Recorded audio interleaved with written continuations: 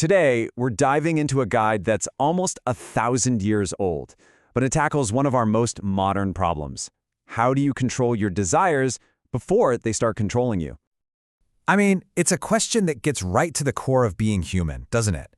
We all feel that pull, the appetite for more food, more stuff, more everything. But what if the answer wasn't to just crush these feelings, but to actually understand them and learn how to steer them?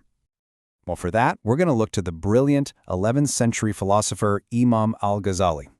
In his work, The Etiquette of Marriage and Breaking the Two Desires, he basically drew up this incredibly detailed map for our inner world. And honestly, you might be shocked at how relevant his advice still is today. So here's our game plan. First, we'll get clear on what Al Ghazali calls the two primal desires that we're all wrestling with. Then we'll explore his argument for marriage as a tool for discipline, but also his really stark warnings about its dangers. After that, we'll shift to that second core desire, our appetite, before we see how he brings it all together into one unified path to self-control. Okay, so to kick things off, Al Ghazali says we have to understand the battlefield first. What are these fundamental forces inside us that we're actually trying to manage? For him, it really all boils down to two primal urges, the desire of the stomach for food and, well, sexual desire. But here's the crucial part. He didn't see these as sins or something evil. He saw them as powerful, God-given energies. And it's because they're so powerful that they become the main arena where we have to learn and practice self-control. And this right here is absolutely central to his whole philosophy. The goal isn't to starve the lion of desire until it withers away. Nope. The goal is to become the charioteer who grabs the reins, harnesses all that power, and directs it where you want it to go. It's about sophisticated management, not simple suppression. So if the goal is management, what's the main tool? Well, for the first of these big desires, Al Ghazali points to one single foundational institution, marriage. He presents nikah, or marriage, as something way more than just a social contract. He actually sees it as a kind of spiritual technology, a divine tool designed specifically to help us constructively channel our sexual desire. And to really anchor his argument, Al Ghazali goes straight to prophetic tradition. He uses this saying to frame marriage not just as a good idea, but as an essential piece of the spiritual path, a divinely recommended way to live your life. And he lays out some really key benefits.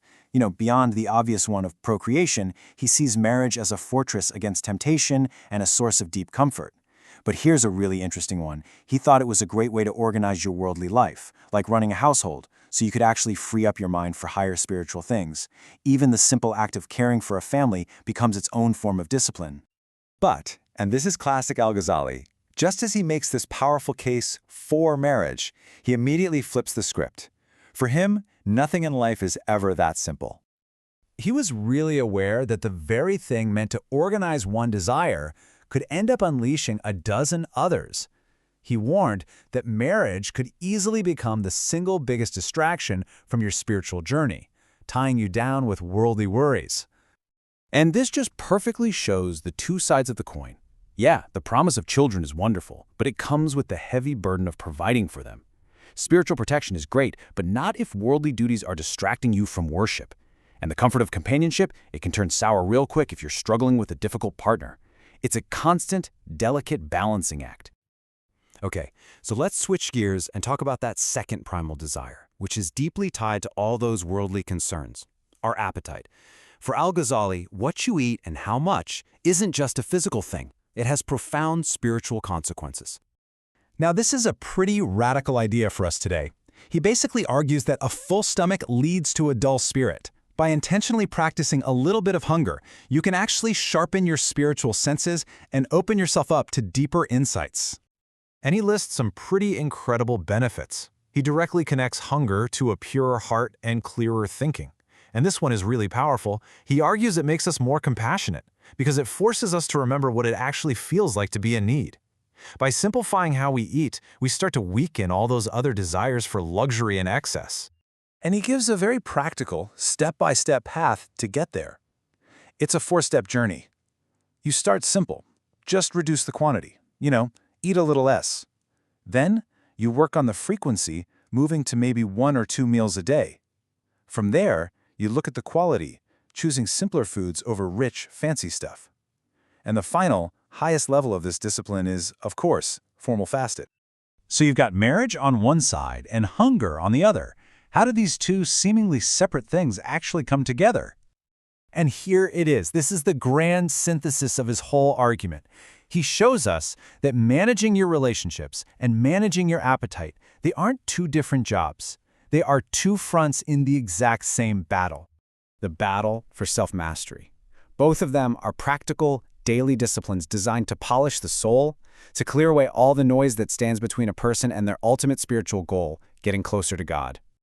So if there's one thing to take away, it's this. Desire is the engine. It's this raw, powerful energy we all have.